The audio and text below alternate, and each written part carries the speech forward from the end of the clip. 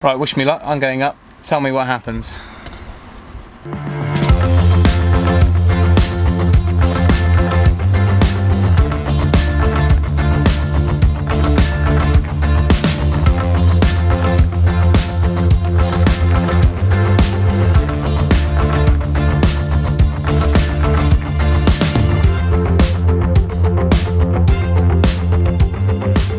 I'm Tim, welcome to the Restoration Couple channel. And welcome back, van fans. I told you there'd be some more videos coming, and today is going to be one of those. So one of the things we never got done back in May, I think it was, or June, before we went away on that little break, is the solar panel. And I rushed to make the purchase, and I rushed to get everything in place, but I just put it down the pile, and we didn't really get round to doing that. So I did make a start on it back then, but tonight I'm going to try and get it all up on the roof and ready for our next adventure. So it's a 200 watt panel, which is sufficient for what we need, and it's going to sit at the front of the van, just in front of the main fan light, this one here. So we're looking at this sort of area here, and the gland kind of entry point will be in the far corner. Drop down and come through, and up there is our control unit, which is our charge controller, which will then feed down into the batteries. Sorry, white balance is getting a bit crazy in here. Other things we're going to need, this is the gland entry point, so we've got these, and we'll tighten those down once everything's set up. That'll seal around our cables and then go through. We'll drill a hole through the roof and come through, and both these and all the supports, I've actually got, I think, supports to go on all of the sides because it's nearly a square panel. These are going to be bonded down with Sikaflex. Before I run out of daylight, I'm just going to get up there and do it. Then we'll talk about the pros and cons and different ways of doing this. Yes, you can do it with bolts and rib nuts and all sorts, or you can go purely with this stuff, or a hybrid of both. We'll talk about that once I've done it. So hold on to your comments for now.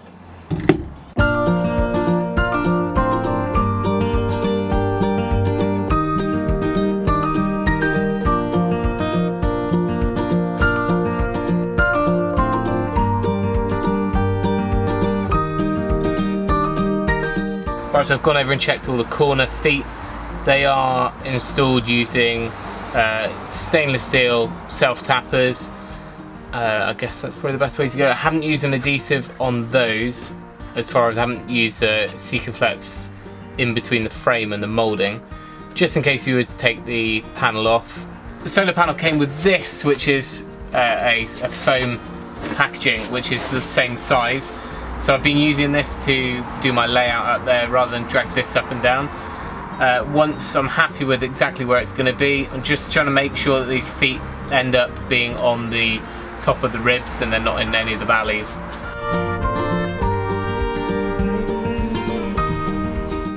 So once I'm happy with where it's going, I bring up the solar panel and just confirm with myself where each of these feet are going to go.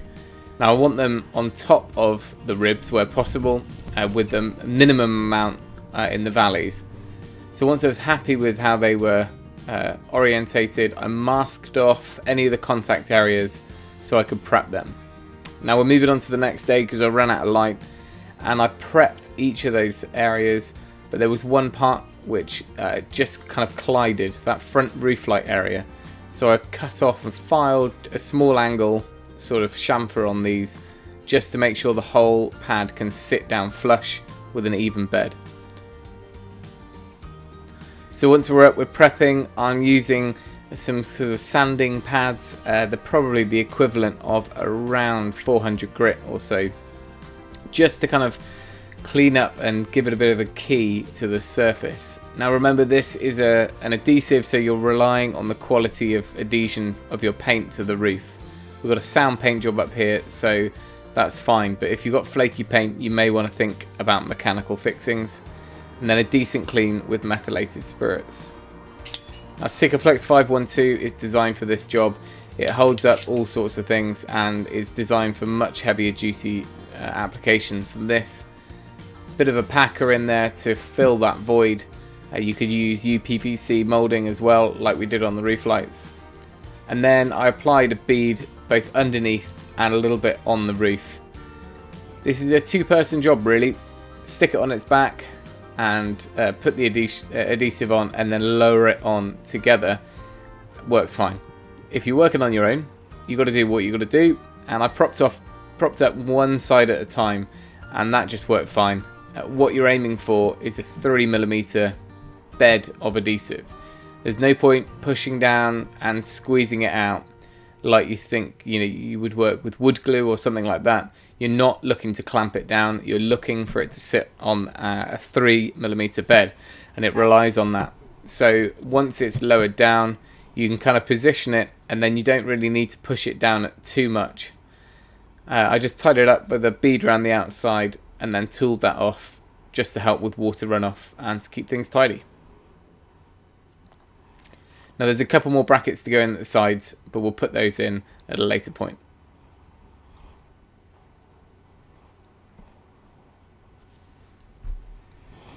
Right, so as you saw in the footage, it's 4 days later I think we are now, but the panel is all bonded down. Next job is to get the cables dropped through the roof and connected up. Now I've managed to get all 4 brackets bonded down nice, everything's really clean.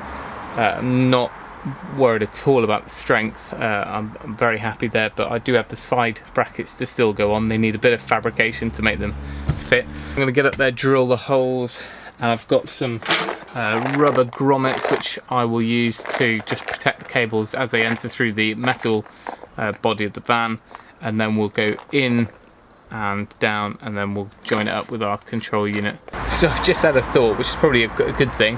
The cable that came on there is about 5 meters, positive and negative, which I only need about half a meter. So I can cut the connectors off, but while there's daylight, it's going to be producing power. So I need to cover the panel, I think, unless I'm being stupid there. I'm pretty sure it's going to be producing, so I'm going to go up and double check that theory, which makes sense.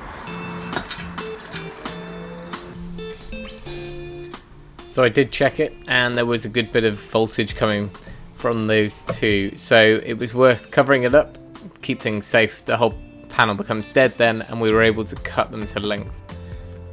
Then the first job was to make sure I've got enough on them first of all to get to the charge controller, and then we can make a start on drilling through the roof. Once I worked out exactly where I wanted the gland entry point to be, I've drilled through. I've hit the ribs slightly here, so there's a couple of skins, but otherwise you just want to head through where it suits your layout best. And then we'll use some grommets to protect the cable. This cable is pretty heavy duty anyway and well protected, but they'll go through there, and then we'll slide on the gland entry point as well, which will seal the whole thing and make it weather tight.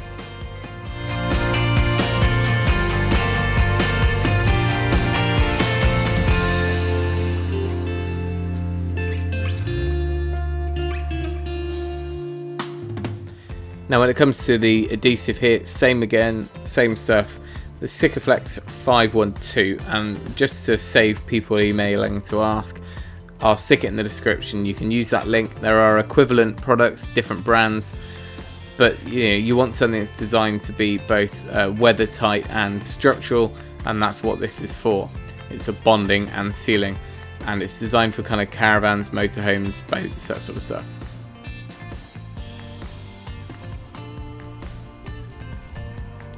And then once it was down, it was quite springy with those cables, so I just put a little bit of tape to hold it in place overnight.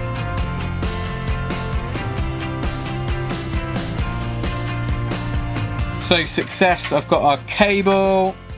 Now with the charge controller, I've looked at the instructions endless amount of times, and you do not ground it. The negative from the solar charge controller has to go to the terminal of the battery. There's all sorts of terminology in there which confused me as far as reverse positive and all sorts of stuff like that, but essentially all you need to know is that you do not just bang it to your negative bus bar or your chassis somewhere. It runs all the way down, so hence why I've got a red and a black cable, and these are the right rating cable as well, which is why I had to go out and get them. Unfortunately that black cable that I had, which was the offcut of the PV, was short, by a little bit, so I've had to go out and get some other stuff. This is going to be easier to work with. That stuff's got a really thick kind of cover, the sheathing on it, so this should be easier to work with. First I'm going to run our cable on the right route down to where we need to go. I'm just going to tape them together so we're dealing with one snake. Our unit's going here. It's meant to have a bit more clearance than what I've given it. I think they asked for 100mm or so all the way around. I'll probably drill a hole in the back here. There's decent airflow. Even on the side here it'll be vented. We'll just keep an eye on it, I think.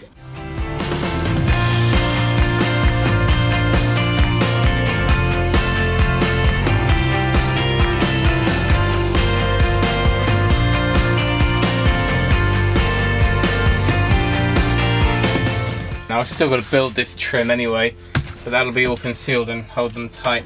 And there's no connections. What I don't want to do is have hidden like spade connections or anything anywhere I can't get to them. So all of that is just continuous cable. And then when we get down to the bottom here, we're going to go along in our trunking, and then hopefully we've got enough excess. So I've got this little self-adhesive trunking here, which runs everything across to our batteries. Great, that's nice. There's no point in being stingy with cable. If you can, order a little bit extra, because if you can route it neatly against things and tie it up with cable ties, it's much better than just trying to save a few pennies by taking the shortest route. We're fine lengthwise with our positive, because we still need to put our fuse on there, which itself is, you know, fairly long. So we need to put a connection this end, a connection the other end. And then our negative's going to come up within the seat frame, and we'll have to put one of those rings on there, like I said, which will go onto the negative terminal. Let me give you a quick summary of what I've done. Our inline fuses are here. This one here goes off to our main consumer unit or distribution area. This one goes to the fridge, which has got a dedicated inline fuse. The reason for that is so it runs whilst we're driving. It's not cut off when the ignition's on. And this one here is the new one, which is going off to the solar charge controller. So this is actually an input rather than drawing off the battery. This is what's going to be charging. Now the draw is off this terminal, so I've put the charge on this one. I think I read somewhere that that's beneficial, but if not, there's no reason not to. It's just where there's a bit more space. So I've put the positive on this one for the solar, and the negative over here. Again, I think I read somewhere about putting it on the alternate side of the battery, but either way, that's what I've done there. Then I've put that down in our trunking, and that's all tidy. There's going to be a step built over all this anyway. And then now we're back up here, all connected. So these are now joined to the battery. We haven't got the fuse in, so they're dead.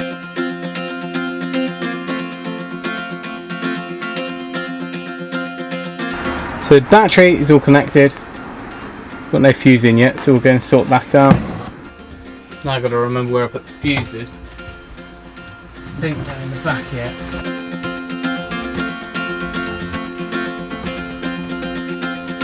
So now we need to get the PV wire sorted out, and I need to put a breaker or a fuse on that before we get to here, so we can shut it off if we ever need to work on panels.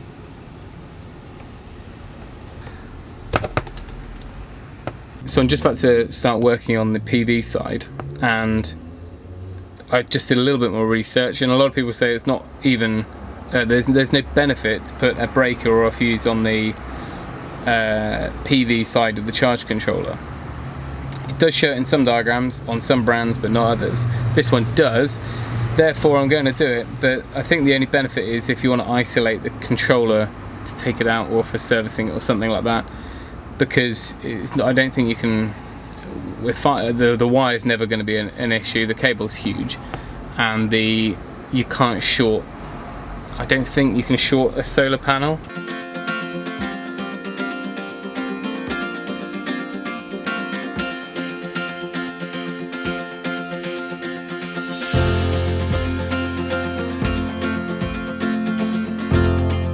Okay, all I've done so far on here is just held down enter on the battery page, and I've selected or confirmed that we've got a sealed, because we're using AGM sealed batteries. So now I'm going to connect up the power. There's no fuse in here anyway yet. Besides, we have the whole panel covered on the roof, so these are completely dead. So we'll connect those up, and then hopefully we can see some results. Before we get too keen and start screwing everything in, we're going to go and remove our, well, put a fuse in and remove our sheet off the top. Right, wish me luck, I'm going up. Tell me what happens.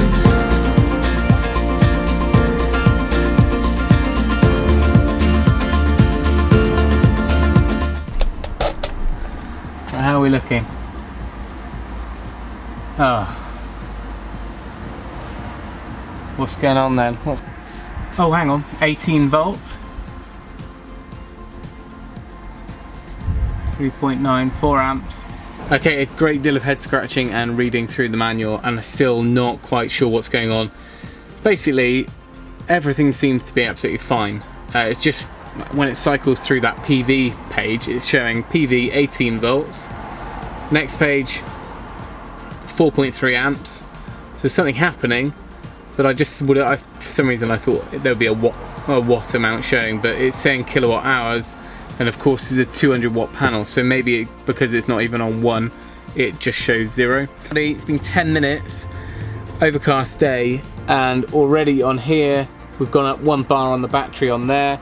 And if we come up here to the Sergeant, this was on the 3rd one up, which is basically in the middle, and already we've got a green there. So it's charging, definitely charging. So we can confirm that we are off grid, officially off grid. As far as power goes. 17 volts coming out the panel, 7.5, 7 amps, it's kind of fluctuating a bit. Now we've got to get this back in place.